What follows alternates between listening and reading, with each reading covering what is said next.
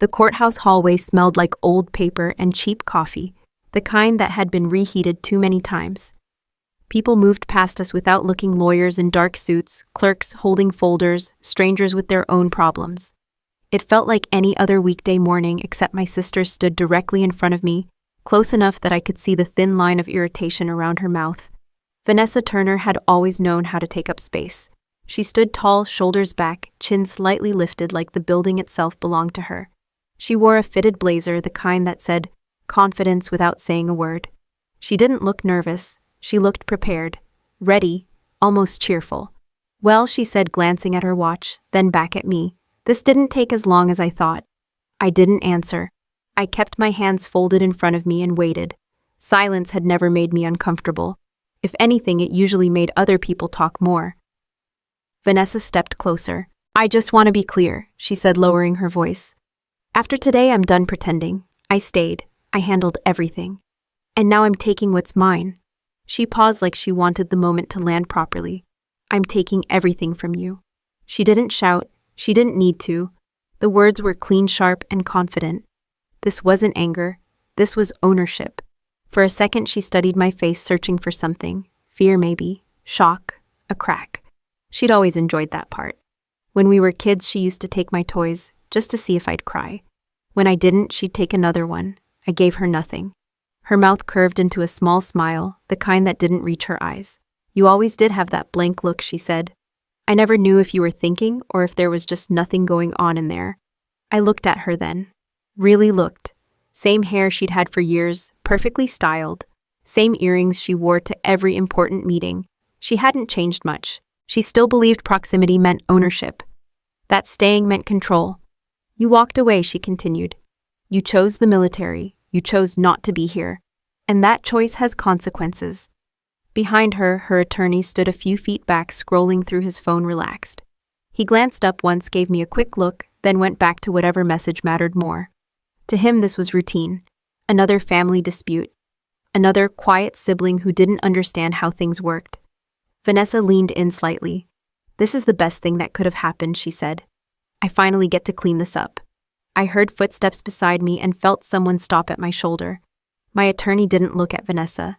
He didn't acknowledge her at all. He focused on me. Did you do exactly what I said? He asked quietly. Yes, I said. He nodded once. Good. Vanessa's smile widened. She thought the conversation was over. She thought she'd already won. The courtroom doors opened and the bailiff called our case. People shifted. Papers rustled. Vanessa straightened her jacket and took a step away from me, already moving toward the room like she owned it. Inside the courtroom felt colder than the hallway, the kind of cold that settled into your bones. The judge hadn't arrived yet. The room buzzed with low voices and shuffling feet. Vanessa chose her seat without hesitation, front row center. She placed her bag neatly at her feet and crossed her legs, comfortable, confident, at home. I sat where my attorney indicated a few seats back. Not hidden, just not performing. Vanessa glanced over her shoulder. I hope you're not expecting sympathy, she said. This isn't that kind of story. I almost laughed. Almost. The judge entered and everyone stood. When we sat again, the noise faded. The room tightened like it always does when authority walks in. The judge reviewed the file briefly, then looked up. Let's begin, she said. Vanessa's attorney stood first. He spoke smoothly, clearly practiced. He described Vanessa as the responsible one, the daughter who stayed, the sister who managed the family business when things got hard, the one who handled medical appointments, payroll contracts, and everything else while I was gone. She made sacrifices, he said. She kept everything running. Vanessa nodded along, her expression serious now, almost noble. Then he turned his attention to me. My client's sister chose a different path, he continued. She left. She built a career elsewhere. She was absent for years, and now she wants to return and claim ownership over decisions she wasn't here to make. Vanessa's lips pressed together in something that looked a lot like satisfaction. The judge listened without interrupting. When my attorney stood, he didn't rush. He didn't raise his voice. He didn't argue the story yet. He simply acknowledged it. There's no dispute that Miss Turner served in the military, he said. There's no dispute that Ms. Turner managed aspects of the family business. What we're here to discuss is not effort or intent. It's authority, it's records, and it's responsibility. Vanessa shifted slightly in her chair. The judge nodded once. "We'll get there," she said. "But first I want to hear the full background." Vanessa took that as her cue. She spoke confidently, detailing years of work, long nights, difficult choices. She talked about doctor's visits, emergency calls, contracts signed under pressure. She talked about me as if I were a distant relative, someone who sent occasional checks but didn't understand what it took to actually hold things together. "I didn't do this to hurt her," Vanessa said, her voice steady. "I did it because someone had to."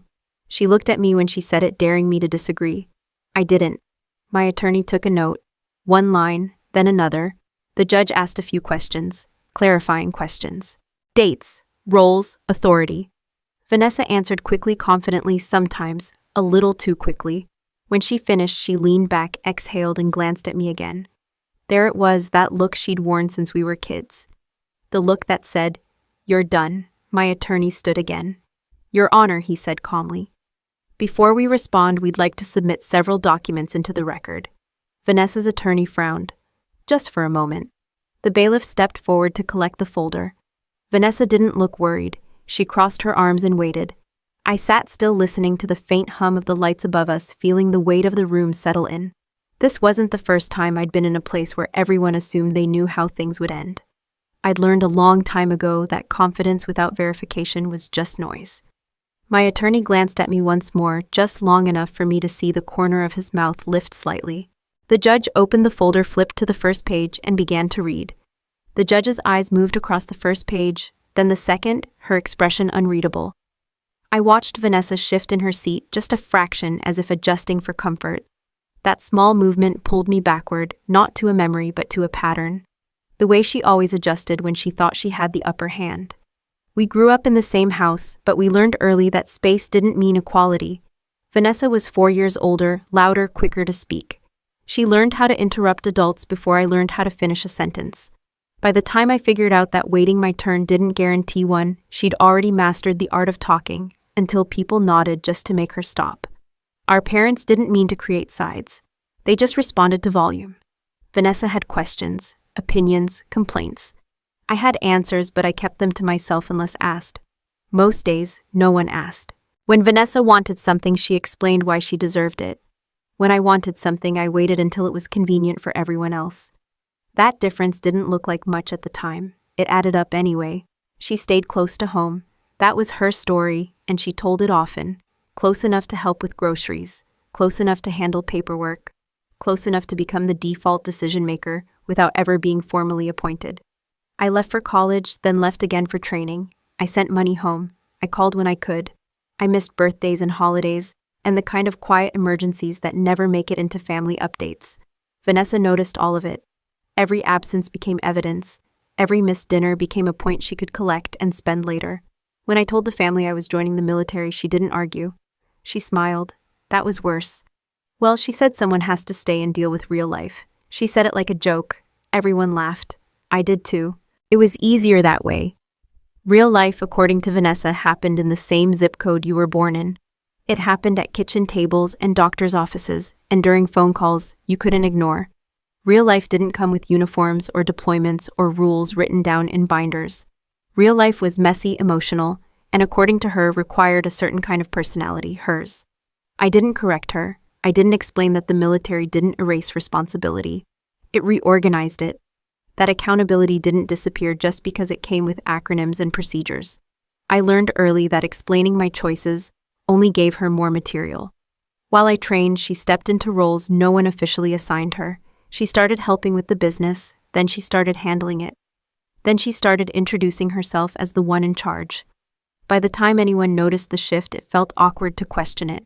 She liked to remind people how much she'd given up. Nights out, vacations, opportunities. She never mentioned what she gained. Influence, access, the ability to shape the narrative before anyone else could speak. I didn't see most of it happening. Not because I wasn't paying attention, but because I trusted the system. In my world, roles were defined. Authority was written down. If someone was in charge, there was paperwork to prove it. If they weren't, there were limits. Family didn't work like that. When I came home on leave, Vanessa would update me quickly, efficiently, like a project briefing she'd already summarized. Everything's fine, she'd say. Handled. She didn't invite questions, she didn't offer documents, she offered reassurance, and most people confuse that with transparency. Our parents leaned on her more as they got older, not because she was better, but because she was there. Proximity became trust. Trust became habit. Habit became assumption. I didn't challenge it, at first. I told myself there was no reason to. The business was still running. The bills were paid. The numbers, at least the ones I saw, made sense. And whenever I asked for something specific, Vanessa delivered it quickly, like she'd been expecting the request. See, she'd say, nothing to worry about. I learned a lot in the military about how people behave when they think they're being observed. I learned even more about how they behave when they think they aren't. Vanessa was careful around me. She always had been. Not because she feared me, but because she knew I noticed details she preferred to keep blurry. Back in the courtroom, she spoke about those years like they were a badge of honor, sacrifice, responsibility, burden. She framed herself as the only adult in the room, the one who stayed when I left. She never mentioned that I sent money every month. She never mentioned that I paid for repairs equipment, emergency expenses. She never mentioned the conversations we had where she asked for help and I provided it without conditions. Those details didn't fit her version. The judge asked her about the early years, the period before any formal authority was granted. Vanessa answered confidently but vaguely. She talked about understanding and family expectations. She talked about doing what needed to be done. The judge nodded, then asked another question. Dates this time. Specifics. Vanessa hesitated, just long enough to notice. My attorney didn't react. He wrote something down. I remembered the first time Vanessa used the phrase "someone had to." It was years ago during a conversation about expanding the business. She'd already spoken to a vendor, already negotiated terms, already decided the outcome. When I asked why she hadn't looped me in, she shrugged. Someone had to make the call, she said. That phrase had carried her a long way. In my world, someone had to was never enough. Someone had to be authorized. Someone had to be accountable. Someone had to answer for the consequences. Vanessa's confidence came from repetition. She'd been telling the same story for so long that it sounded like fact even to her. She stayed. I left. Therefore, she decided. End of discussion. I watched her now as the judge turned another page. The smile was gone. Not replaced by fear, just calculation. She was adjusting again, mentally rearranging pieces, preparing to pivot if needed. That was always her strength. Adaptation through narrative. I sat still, listening to the scrape of paper, the quiet murmur of the courtroom, the sound of a system designed to care less about stories and more about proof. This wasn't about who felt more invested. It wasn't about who spoke louder or stayed closer. It was about what could be shown line by line, without interpretation. Vanessa glanced at me once more, searching my face for a reaction. I didn't give her one. I focused on the judge's hands as she separated one document from the stack and set it aside. That small movement carried more weight than any speech I'd heard so far. The judge set the document down and reached for a pen, and the soft click echoed louder than it should have. I felt my shoulders ease a fraction, the way they always did when a checklist moved from pending to complete. Across the aisle, Vanessa crossed her legs again. Slower this time, careful not to look unsettled. I learned that posture in uniform. The habit of controlling what your body says when your mouth stays quiet. I joined the military because it made sense, not as a statement, not to escape. I liked systems that worked the same way every time you followed the rules. I liked roles that came with definitions instead of expectations. I liked knowing where authority started and ended. Training stripped away noise fast. You learn early that confidence without preparation doesn't survive inspection. You also learn that nobody cares how hard you think you're working. They care about output, accuracy, accountability. I gravitated toward logistics and financial management because numbers don't argue back. They either line up or they don't. There's no room for interpretation when a decimal point is in the wrong place. No one accepts I meant well when funds are missing. Vanessa hated that part whenever I tried to explain it. That's not how family works, she'd say. You can't treat people like spreadsheets. I never said you could. I just learned what happens when you don't track things properly. While I was learning federal budgeting rules and compliance standards, Vanessa was learning something else.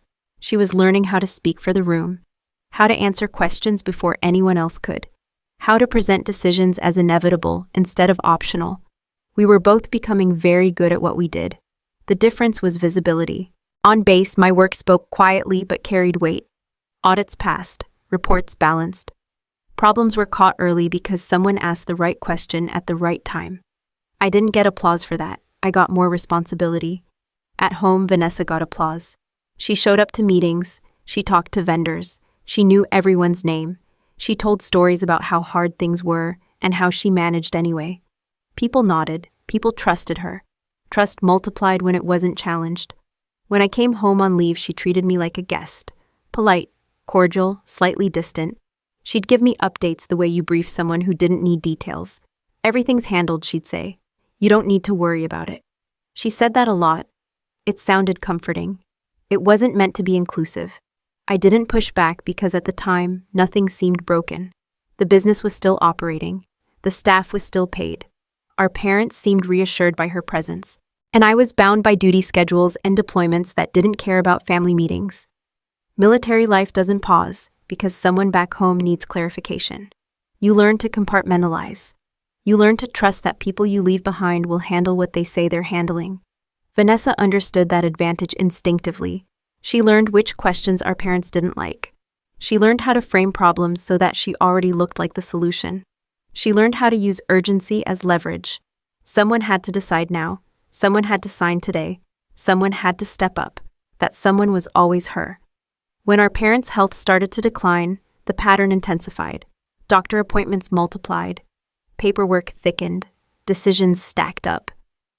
Vanessa was there for all of it. I wasn't. Not physically. I asked for copies. She sent summaries. I asked for statements. She sent reassurances. Each time it felt reasonable. Each time I told myself it was temporary. Each time the distance between information and authority widened just enough to matter. Back in the courtroom, the judge asked about those years. Not emotionally, factually. What was your role during this period, she asked Vanessa. Vanessa answered without hesitation. I managed operations. I handled finances. I made decisions when no one else could. And your sister, the judge asked, glancing at me. Vanessa didn't look over this time. She was serving elsewhere. The word elsewhere carried weight, vague, dismissive, convenient. My attorney let the silence sit for a second longer than necessary. In my experience, silence either makes people clarify or commit. Vanessa chose the second. I'm not saying she didn't contribute at all, Vanessa added. But someone has to be present to lead. Presence, another word she liked. Presence meant authority to her. If you were there, you decided. If you weren't, you forfeited. In my world, presence without authorization meant nothing. You could be standing right next to a system and still have no permission to change it. The judge scribbled something in the margin. I thought about the nights I spent reviewing budgets that weren't mine, catching discrepancies before they became problems for someone else. The hours spent learning how money moves through layers of approval, how easily it can be misused when no one is watching closely. I never imagined I'd apply that knowledge to my own family. But training has a way of resurfacing when you least expect it. Vanessa's attorney leaned in and whispered something to her. She nodded once, eyes still forward. Whatever adjustment she was making now, it was happening fast. The judge turned to my attorney. We'll need a clear timeline, she said. Authority access and transfers. Of course, he replied. We've prepared one. Vanessa's fingers tightened on the arm of her chair, just briefly. That reaction told me more than any speech. Confidence shifts when timelines enter the room. Stories can stretch. Dates cannot. When I was deployed, I learned to trust documentation over memory. Memory bends under pressure. Documentation doesn't care who you are or how convincing you sound. Vanessa had built her case on narrative. Years of repetition had reinforced it. She stayed. I left. Therefore, she decided. What she didn't account for was how well I understood systems that punish assumptions. How comfortable I was letting people talk themselves into corners while the paperwork waited patiently. The judge flipped another page, this one thicker, heavier. She paused longer here, scanning lines, then checking a date against another document. Vanessa leaned back again, attempting casual confidence, but her foot tapped once against the floor before she stopped it. I watched the judge's pen underline something. Just one line, in uniform that usually meant attention required. My attorney closed his notebook quietly. He didn't look at me. He didn't need to. The structure I trusted was doing what it always did when enough information was finally on the table. The judge set her pen down and asked for clarification on a date. Vanessa answered quickly, a little too quickly, then corrected herself by a week. It sounded minor. It wasn't. Dates don't move unless something else is trying to. Power doesn't arrive all at once. It creeps in under excuses. It borrows urgency. It wears practicality like a uniform. By the time anyone thinks to ask for credentials, it's already signing documents. When our parents' health started to falter, the shift felt natural. Appointments multiplied. Forms arrived in stacks. Decisions came with deadlines. Vanessa was there to receive all of it. I was not. I was on a schedule that didn't bend for family emergencies, and that reality gave her a head start she never let go of. She called it helping, then handling, then managing. Each word replaced the last, quietly upgrading her role without ever announcing the change. "Mom's tired," she told me once. "I'll just take care of the paperwork." Paperwork is never just paperwork. It's access, it's authority, it's the difference between observing and acting. The first formal step came wrapped in concern. A power of attorney, limited and temporary, just in case, she said. It would make things easier with doctors, banks, vendors. It would avoid delays. It would reduce stress.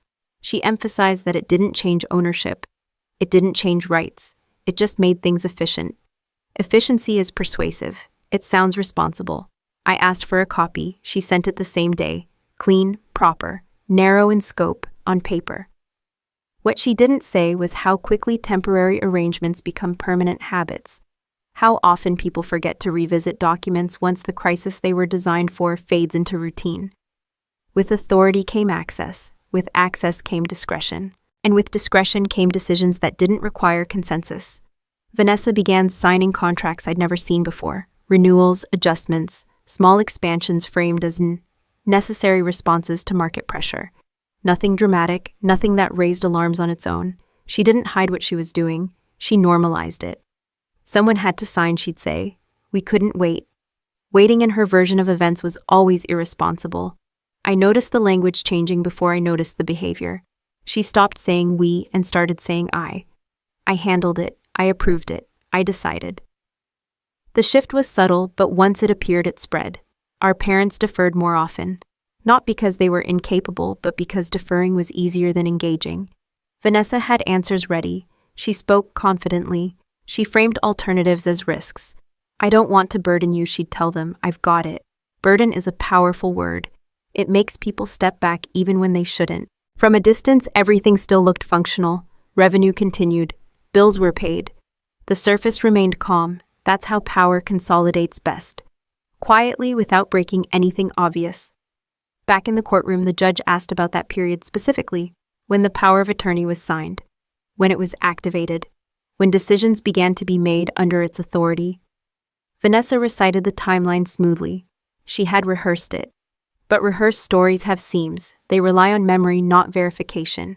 And during this time, the judge asked, were there any limitations placed on your authority? Vanessa hesitated.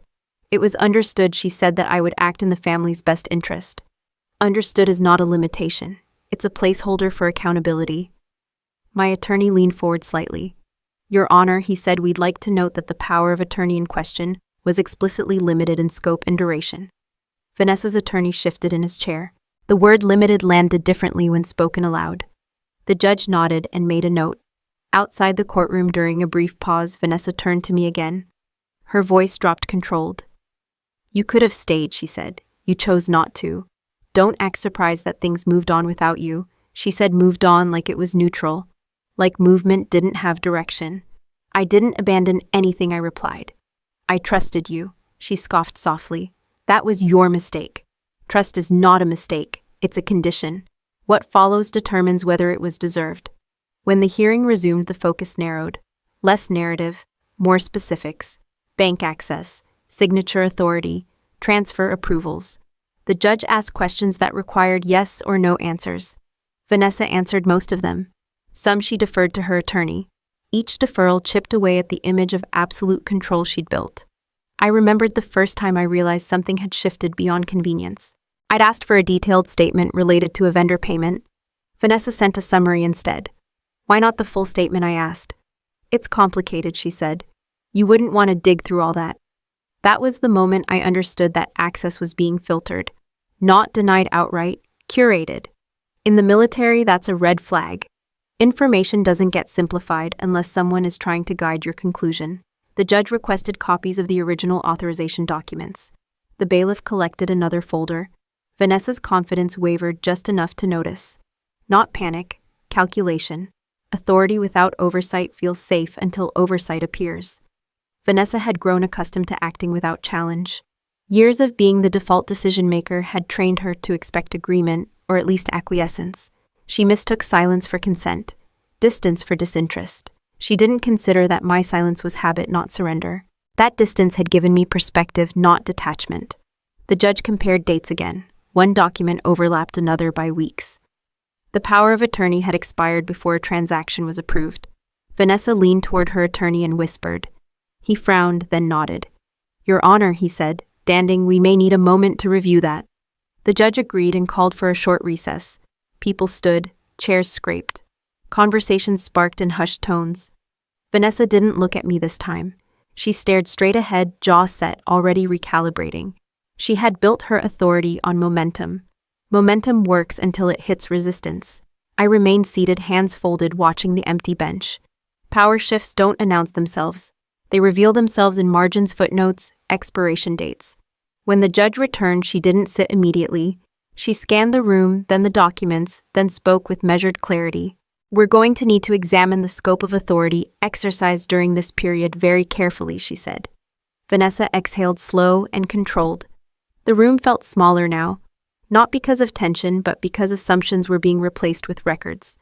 The judge's words lingered in the air longer than she intended, and I felt it settle into the room like weight. Vanessa's shoulders stiffened, then relaxed, a controlled reset. She was good at that. She'd practiced it for years, but control takes effort, and effort leaves traces. Coming home had never felt like reclaiming anything. It felt like stepping into a space that had been rearranged without your consent. Familiar walls, unfamiliar rules. I noticed it the moment I parked in the driveway that first night back. My car sat where it always had, but the house felt different. Quieter but not peaceful. Quiet in the way offices get after hours when decisions have already been made. Vanessa greeted me with a hug that didn't quite land. Polite, efficient, the kind you give someone you don't want questions from. You're just in time, she said. We've been handling a lot. Handling, that word again. Inside, the kitchen table was covered in folders, color-coded, labeled, organized in a way that looked impressive from a distance. I asked what they were. Just paperwork, she said. Nothing you need to worry about. That was when I noticed my name missing. Not on the folders, not on the labels, not on the stack of mail sorted by priority. It was subtle, but absence always is. The next morning, I asked for access to the business accounts. Not because I suspected anything yet, because access is normal when ownership is shared. Vanessa didn't say no. She smiled. I'll send you what you need, she said. She sent summaries, charts, bullet points. What she didn't send were login credentials. When I asked again more directly, she leaned back and folded her arms. You've been gone, she said. It's complicated now. Complicated is another placeholder. It sounds like a reason without being one. I tried once more later that week. This time, she didn't bother softening it. I don't think it makes sense to disrupt things, she said. You wouldn't even know where to start. That was the moment the ground shifted. Not dramatically, not enough to alarm anyone else, just enough for me to stop assuming I was still standing on it. Back in the courtroom, the judge asked about access, whether both parties had equal ability to review records during the period in question. Vanessa answered quickly. I provided everything that was requested. She didn't specify what was requested, or what was provided. My attorney stood. Your Honor, we have documented requests for full account access that were never fulfilled. Vanessa's eyes flicked toward me, sharp, calculating. At home, the pattern continued. Meetings happened without me. Decisions were announced after the fact. Vanessa spoke about plans like they were already finalized, because to her they were. When I pushed back, she reframed. You don't understand the pressure, she said. You weren't here. Presence again. Her favorite justification. I thought about the pressure I understood. The kind that comes with deadlines that don't move, with budgets that can't absorb mistakes, with accountability that doesn't care who stayed late or who meant well. Pressure doesn't excuse overreach. It exposes it. The more I asked, the more defensive she became. Not angry, defensive. That distinction mattered. "Why are you doing this now?" she asked one night. "Why can't you just trust me?" Trust doesn't survive when it's demanded. It survives when it's reinforced. The judge asked Vanessa to clarify the scope of decisions she made independently. Vanessa listed them confidently: vendor contracts, staffing adjustments, asset management, strategic planning. "And were these decisions reviewed by anyone else?" the judge asked. Vanessa hesitated. They didn't need to be. That answer landed harder than she expected.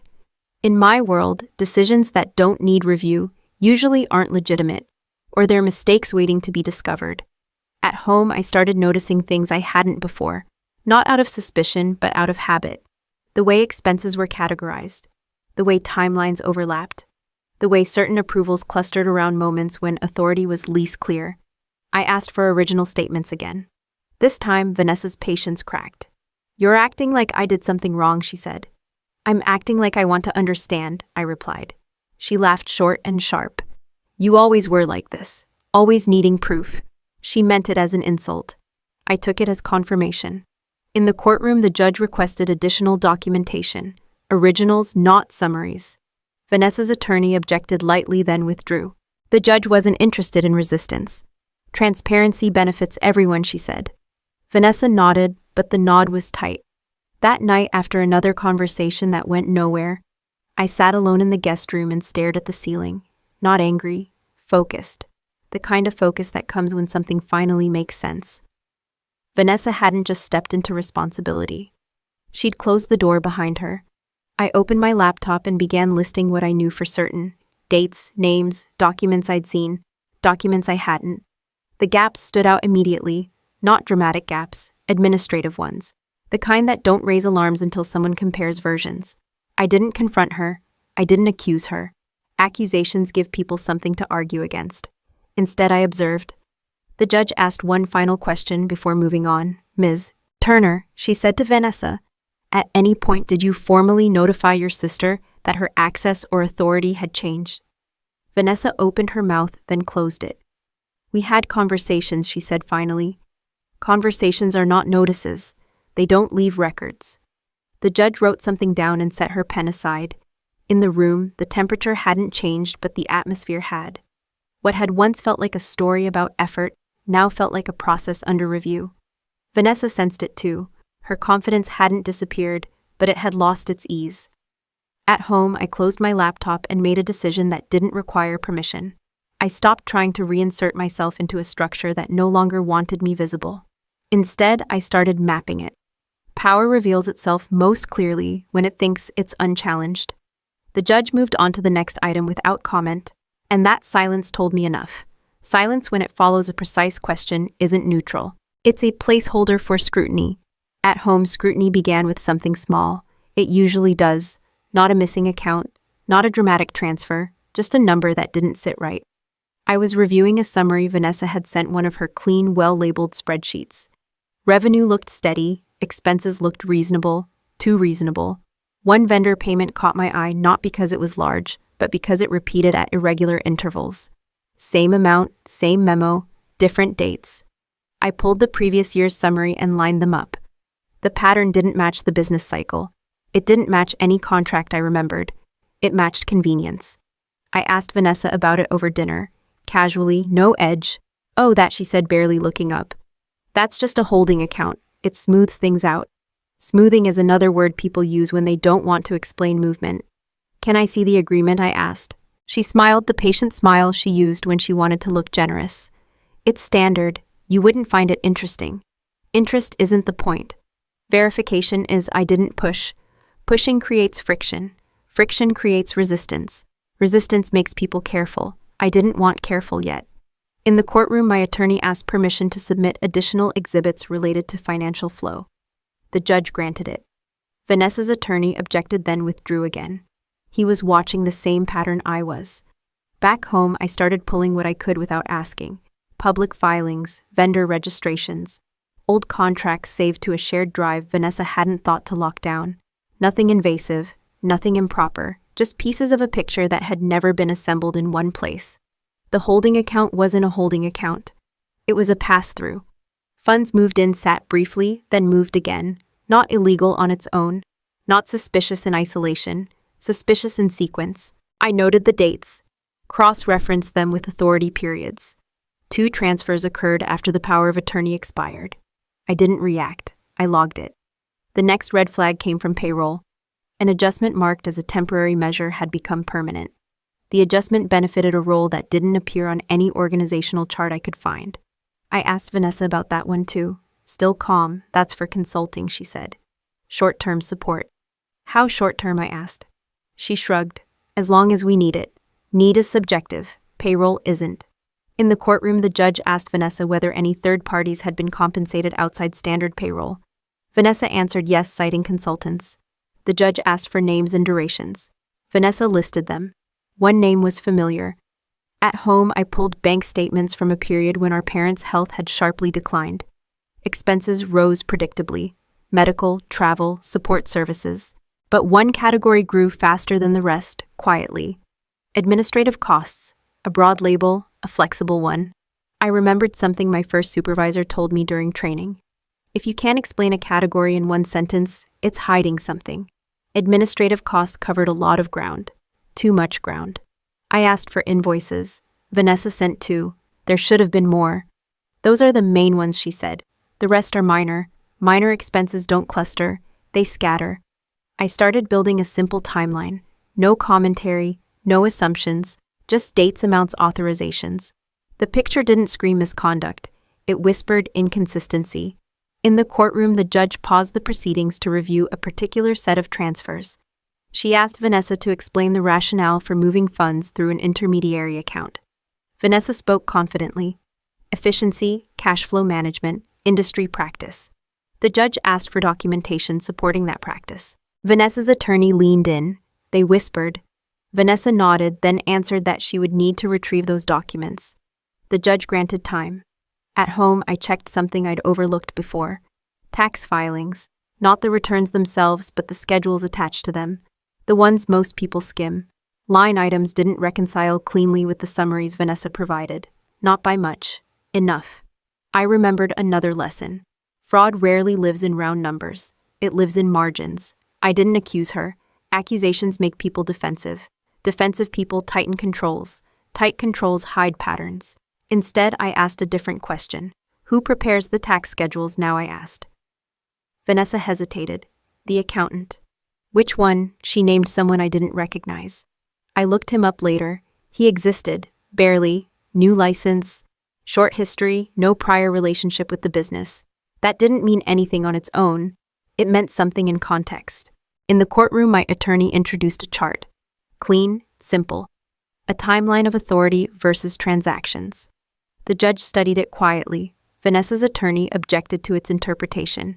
The judge overruled him. This is not interpretation, she said. It's sequencing. Sequencing changes everything. At home, I realized something else. Vanessa hadn't cut me out completely. She'd given me just enough information to stay comfortable. Just enough to discourage deeper questions. That wasn't carelessness. It was design.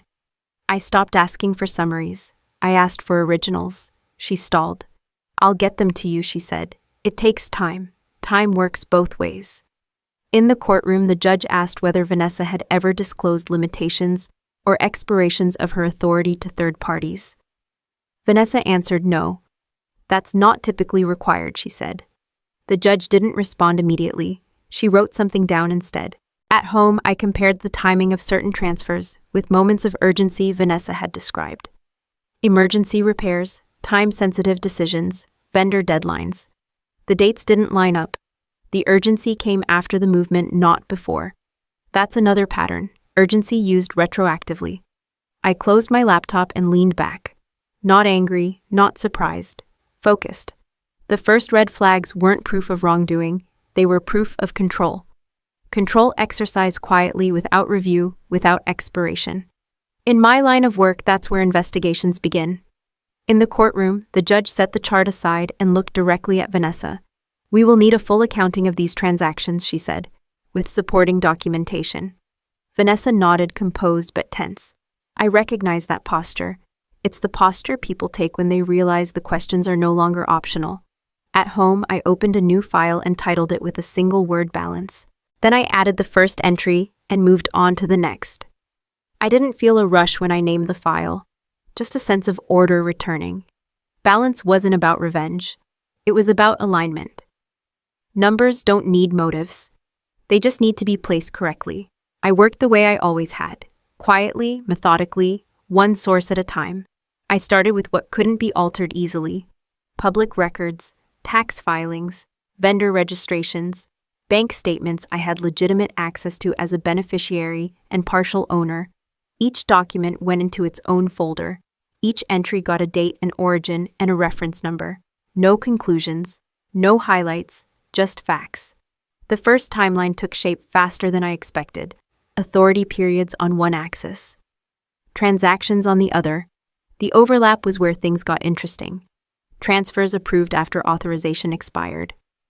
Contracts signed under titles that no longer applied. Decisions made without the required co-signature. None of it was dramatic. That was the problem. If Vanessa had emptied accounts or disappeared funds, this would have been simple. She hadn't. She'd moved money in ways that looked responsible unless you tracked sequence and scope.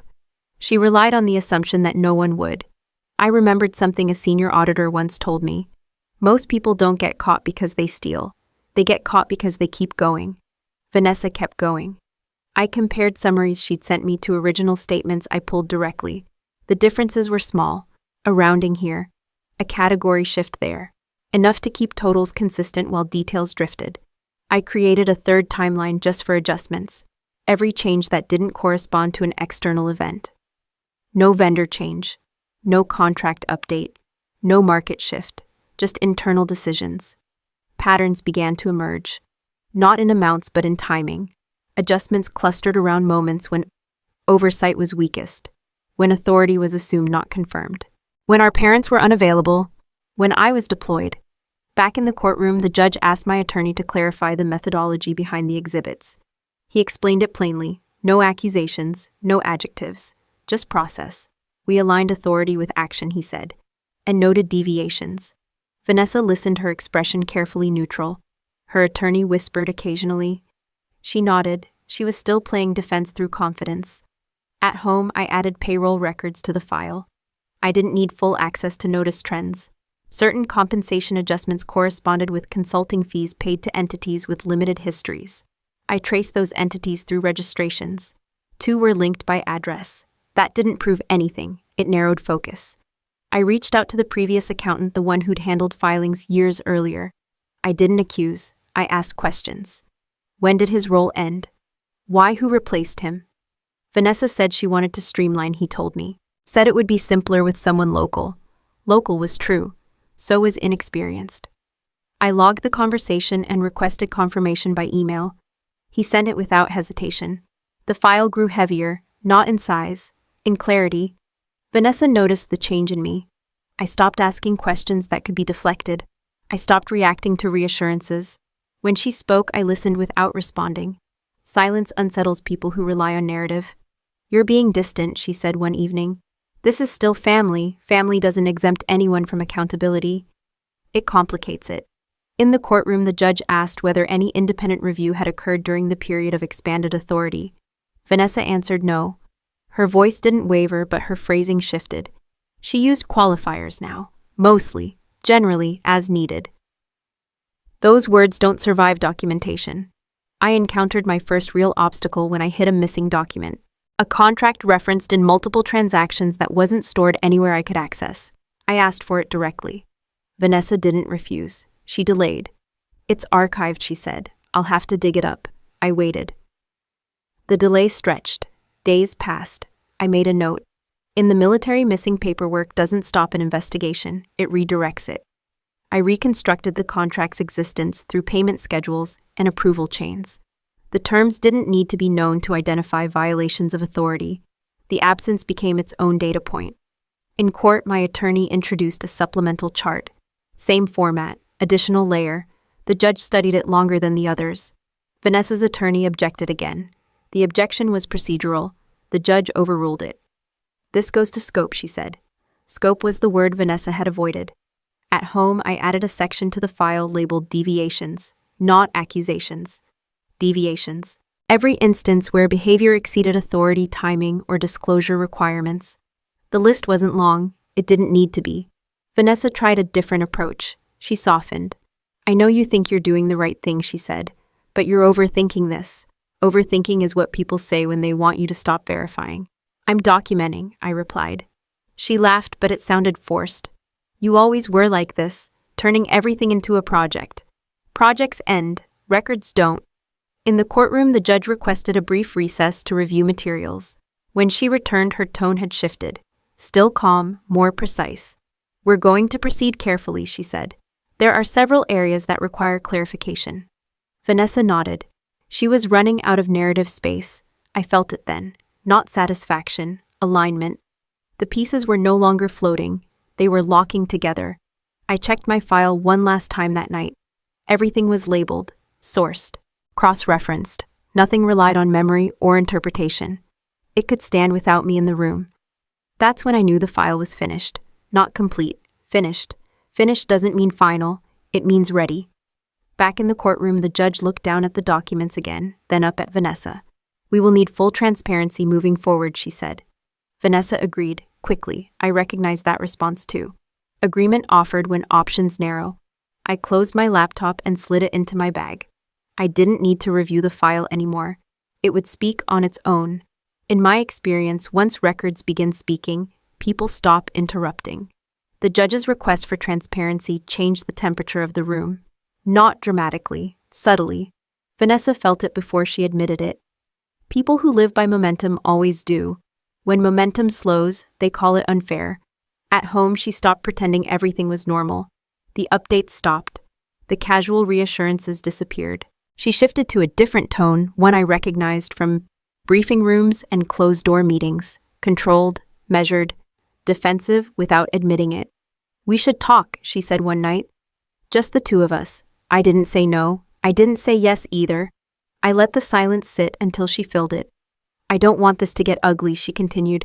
There's no reason to drag outsiders into family business. Outsiders was her word for anyone who asked questions she couldn't redirect. I'm not dragging anyone, I said. I'm responding, she frowned, to what I didn't answer. You don't reveal your position when the other side is still guessing. In the courtroom, my attorney leaned over and spoke quietly. We're going to let her keep talking, he said. The more she explains, the clearer the record becomes. I nodded. That approach felt familiar. In training, we called it controlled exposure. You don't interrupt a process that's documenting itself. Vanessa's attorney asked for a meeting, off the record, just to clarify expectations. My attorney declined politely. Clarification happens in writing, not whispers.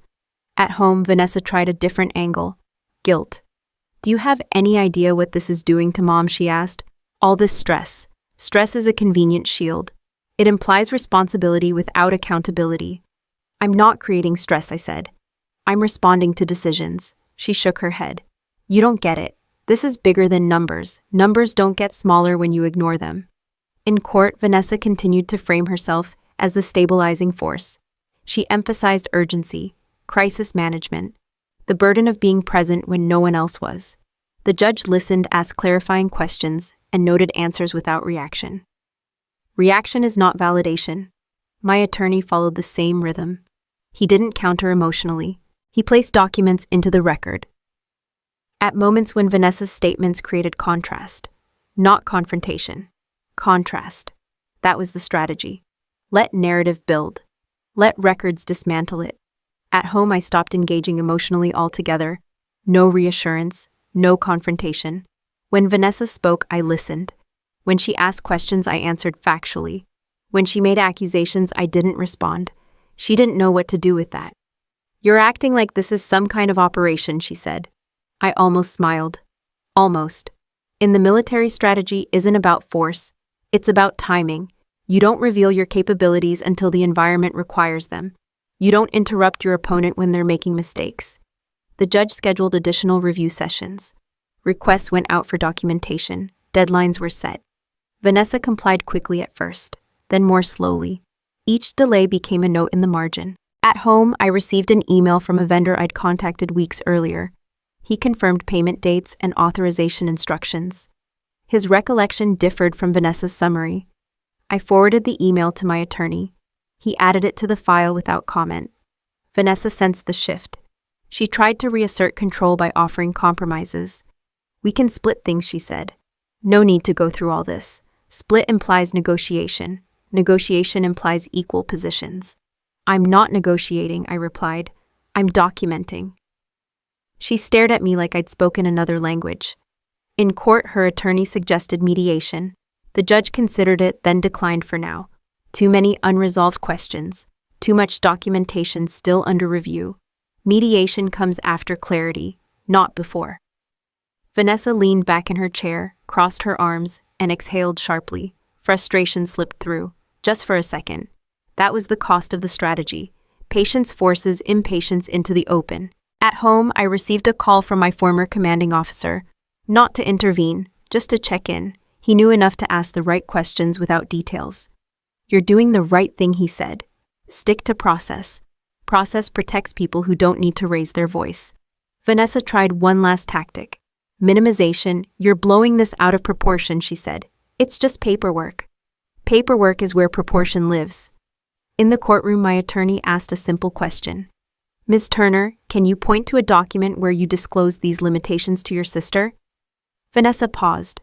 She looked at her attorney. He said nothing. No, she said finally.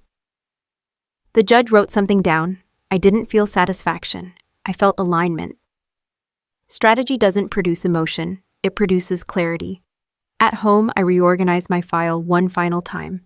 Not because it needed it, but because order calms the mind. Everything was in place. Every document sourced. Every timeline verified.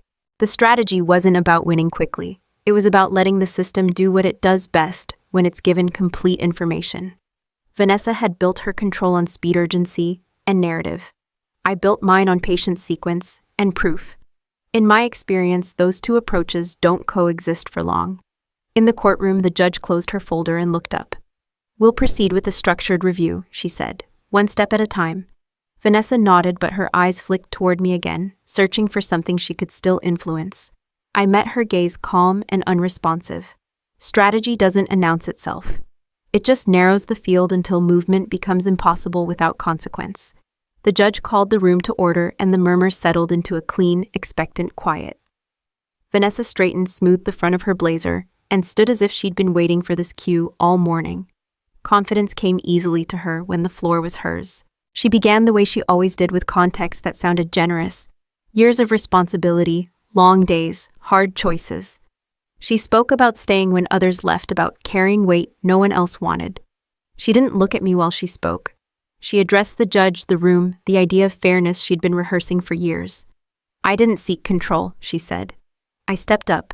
Stepping up is an appealing phrase. It frames action as virtue without specifying limits.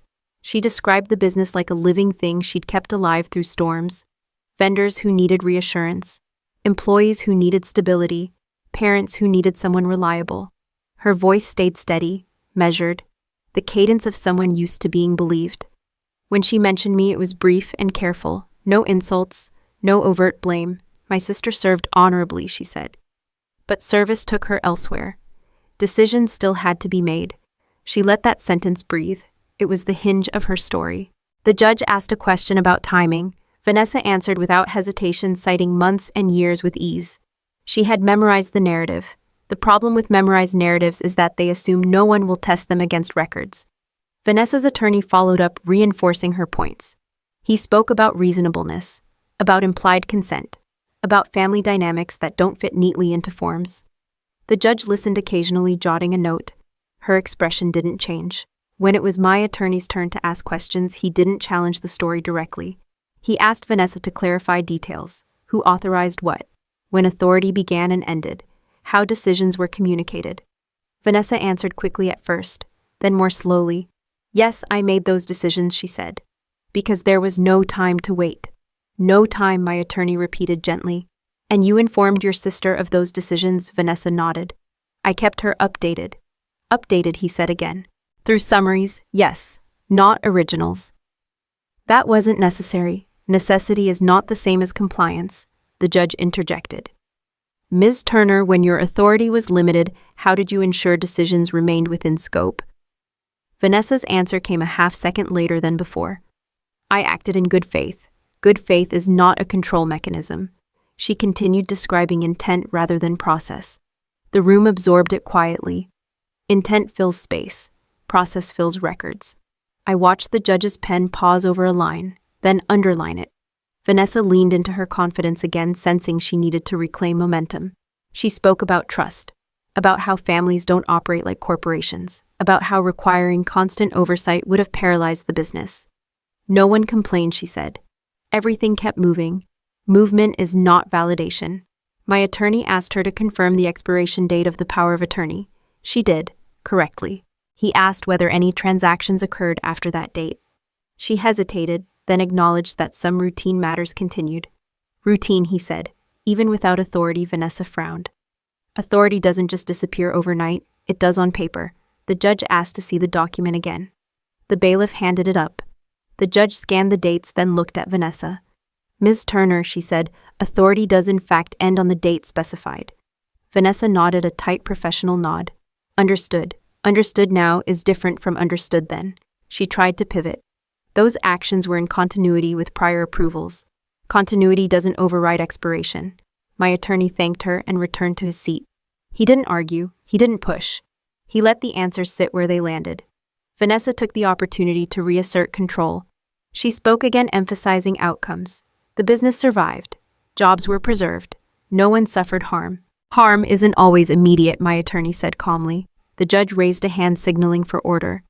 She asked Vanessa one more question. Did you ever formally notify your sister that her access or authority had changed? Vanessa's mouth opened, closed. She adjusted her posture.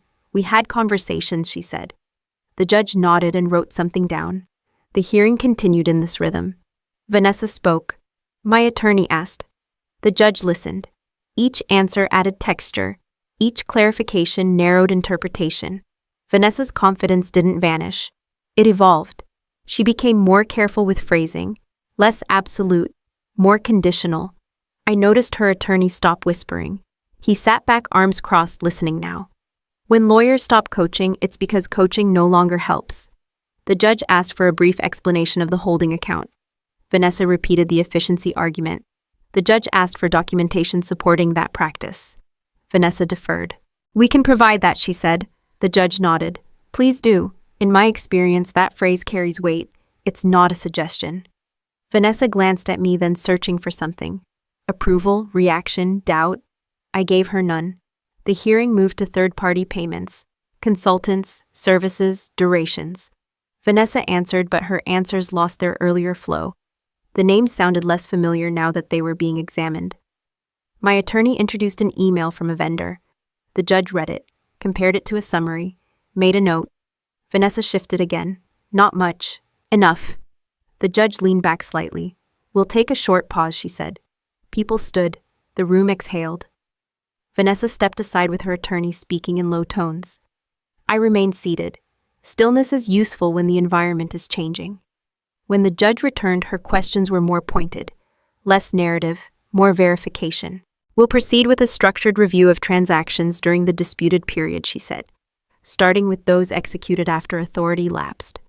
Vanessa nodded. She didn't argue. Arguing now would have sounded defensive. I felt the room settle into a different posture, not suspense, direction. The hearing had stopped being about who worked harder or who stayed longer. It had become about alignment between permission and action. Vanessa still believed she could talk her way through it. I could tell by the way she adjusted her jacket before answering the next question, but talk only carries you so far when the room is listening for something else. The judge called the next item, and the clerk passed up another stack of documents. The paper made a soft sound as it landed, heavier than the last. I watched the judge's eyes move across the page, slower this time, more deliberate. Confidence thrives on momentum. Records thrive on patience. The room was learning which one would set the pace.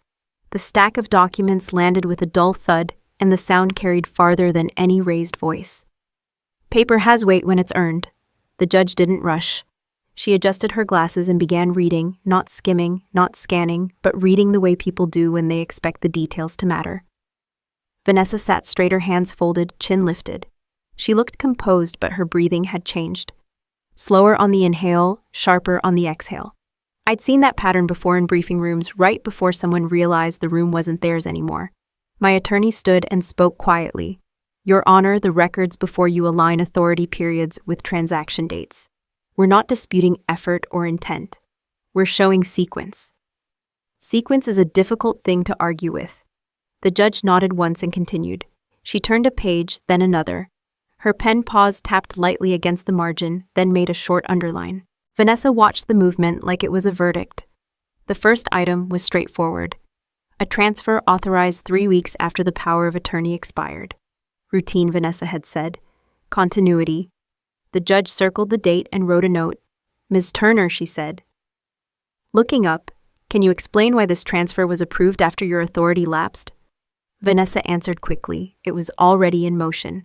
Delaying it would have caused disruption. Do you have documentation indicating prior approval? The judge asked. Vanessa glanced at her attorney. He remained silent. I don't have it with me, Vanessa said. The judge wrote again. The next item followed the same pattern. Different vendor, similar timing. Approval date after authority ended. Vanessa's explanations shifted slightly. Urgency, practicality, best interest. Best interest isn't a substitute for permission. My attorney didn't interrupt. He let the sequence speak. He introduced a chart showing the overlap between expired authority and continued action. Clean lines, no commentary. The judge studied it longer than anything else so far. Vanessa's attorney stood. Your Honor, these were minor administrative actions. No harm resulted. The judge looked at him. Harm is not the threshold for authority, she said. Compliance is. Vanessa's confidence flickered. Just a fraction. The judge moved on to payroll adjustments. She compared summaries to originals, numbers matched at the top line, drifted beneath. Adjustments that had been described as temporary, extended for months. Who approved this continuation? The judge asked. I did, Vanessa said. Under what authority? The judge asked. Vanessa hesitated. It was consistent with prior approvals. Consistency doesn't extend authority. The judge turned to my attorney. When did your client become aware of these adjustments? He answered calmly. After requesting originals that were not initially provided. The judge nodded. Next came the consulting payments. Entities with short histories. Overlapping addresses. Payments labeled administrative. The judge compared dates to tax schedules. Ms. Turner, she said, were these relationships disclosed to your sister at the time? Vanessa shook her head. They didn't seem relevant. Relevance isn't discretionary when ownership is shared. The judge made another note. Vanessa leaned back slightly, trying to regain ease. She crossed her legs, uncrossed them, then folded her hands again. She was managing her body now, not the room. My attorney introduced the vendor email. The judge read it, then looked at Vanessa. This vendor indicates authorization instructions that differ from your summary, she said. Can you explain the discrepancy? Vanessa opened her mouth, then closed it. She tried again. There may have been a misunderstanding, she said. The judge didn't respond immediately. She compared the email to the summary, then to the bank statement. This is not a misunderstanding, she said finally. It's a difference. Differences accumulate. The room felt tighter, not tense, but focused. Conversations stopped. Even the air conditioning seemed quieter. The judge was no longer gathering context. She was verifying. Vanessa's attorney attempted to redirect, emphasizing outcomes again. Stability, continuity, no losses. The judge shook her head slightly. This proceeding is not about outcomes, she said. It's about authority exercised beyond scope. Beyond scope. The phrase landed and stayed. She turned another page. This one took longer. Her pen moved slowly, underlining 2 separate entries, then drawing a bracket between them. These transactions, she said, occurred after expiration and without co-authorization. They were not disclosed contemporaneously. Vanessa's jaw tightened. My attorney spoke again. Your Honor, we're not alleging intent. We're establishing pattern. Pattern is where records become narrative proof. The judge looked up. I see the pattern, she said. Vanessa exhaled sharply before she could stop herself. The judge addressed her directly. Ms. Turner, do you dispute the dates on these records? Vanessa said. Do you dispute the scope of authority as written? No. Do you dispute that these actions occurred after expiration? Vanessa hesitated, then said, No. The judge nodded. Thank you. Silence followed. Not awkward, decisive. The judge requested a recess to review the remaining materials. When she returned, her posture had changed. Less listening, more direction. "We will proceed with corrective measures," she said. "Certain transactions will require reversal or adjustment, pending further review." Vanessa's attorney stood, then sat back down. There was nothing to add. The judge continued. "Additionally, the court will consider whether fiduciary duties were breached during this period. Fiduciary duty is not an emotional concept. It's structural. It either holds or it doesn't." Vanessa looked at me, then really looked, as if trying to reconcile the quiet person in front of her with the documents on the table. She had mistaken my silence for absence. She had mistaken distance for disengagement. The judge asked for a plan to ensure transparency moving forward. My attorney outlined it simply. Joint access, independent review, clear boundaries. The judge approved it. Vanessa nodded along the way people do when agreement is no longer optional. The clerk called the next item. Another document, another date, another sequence. The hearing had shifted fully now. No more speeches, no more framing, just records moving through the system they were built for. I didn't feel triumph, I felt alignment. This was how processes were supposed to work when information was complete. The judge closed one folder and opened another. She glanced at the clock, then back at the page. "We'll continue," she said. Vanessa adjusted her blazer again, slower this time. The confidence replaced by calculation. The room no longer belonged to her story. It belonged to the record. The judge's voice stayed steady as she continued, the tone of someone no longer weighing possibilities but organizing outcomes. The room followed her lead. No one interrupted. No one rushed. This was no longer a debate. It was a process completing itself. She outlined the corrective steps with precision. Transactions executed outside valid authority would be unwound where possible. Others would be subject to independent review. Oversight would be reestablished immediately with shared access and defined limits. Nothing dramatic, nothing theatrical, just structure returning to where it had quietly slipped away. Vanessa listened without comment. She nodded at the appropriate moments, but the movement felt automatic, now detached from belief. The confidence she'd relied on had nowhere to stand. Confidence needs ambiguity. Records remove it. When the judge addressed fiduciary duty, her language sharpened slightly, not in volume but in clarity. "Authority carries obligation," she said. "When that obligation is exceeded, intent is not the deciding factor. Responsibility is." Vanessa's attorney scribbled notes he didn't look at again. The judge turned to me for the first time that day and asked a simple question. "Are you seeking punitive measures?" "No," I said. The word landed cleanly. No hesitation, no explanation. The judge nodded, noted. Vanessa looked at me, then not with anger, but confusion. She'd expected a grab, a counterstrike, something that would confirm the version of me she'd always carried. She didn't know what to do with restraint. The judge continued. "The goal here is restoration, not retribution." Restoration, that was the right word. It wasn't about taking something from Vanessa. It was about putting things back where they belonged. The hearing moved toward its conclusion without ceremony. Orders were issued, deadlines set, oversight assigned. The clerk read them aloud, each item narrowing the space where Vanessa once moved freely. When it was done, the judge gathered her papers and stood. Everyone followed. Outside the courtroom, the hallway felt different. The same walls, the same coffee smell, but the tension that had lived there earlier was gone. Not replaced by relief, replaced by quiet. Vanessa stopped a few steps away from the doors. She turned, hesitated, then spoke. "You didn't have to do all that," she said. Her voice wasn't sharp anymore. It wasn't confident. It sounded tired. "I didn't," I said. "I documented." She shook her head slightly, like she was still trying to reframe it. "You could have just talked to me." "I did," I said. "You answered." She looked away. There was nothing else to say. Conversation implies negotiation. This had never been that. Her attorney touched her elbow and guided her down the hall. She didn't resist. She didn't look back. My attorney packed his files efficiently, the way people do when they know the work is finished. He didn't congratulate me.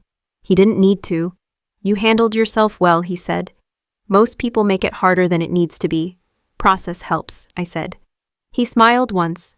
"It usually does." Outside, the air felt cooler. Not refreshing, just clear.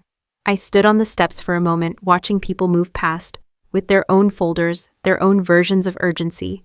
I thought about how easily this could have gone differently. if I'd raised my voice, if I'd accused instead of observed, if I'd demanded instead of documented.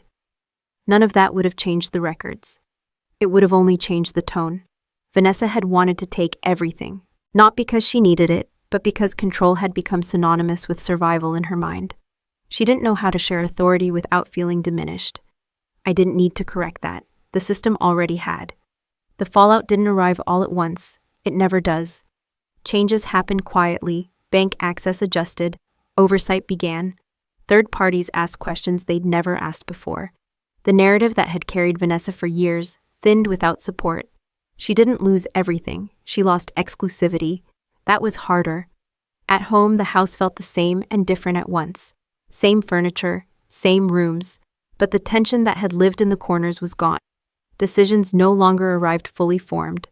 They arrived as drafts, as discussions, as things that could be reviewed. I didn't take over. I didn't need to. Control wasn't the goal. Balance was. One afternoon, I sat at the kitchen table and reviewed a report prepared by the independent auditor. It was thorough, boring, correct. I signed off and forwarded it without comment. Later, I packed my bag for my return to duty. Uniform folded, documents stored, laptop charged, order restored. Before I left, I walked through the house one last time. No ceremony, no reflection, just checking locks. Light's the small details that matter when you're responsible for something. At the door, I paused and looked back once.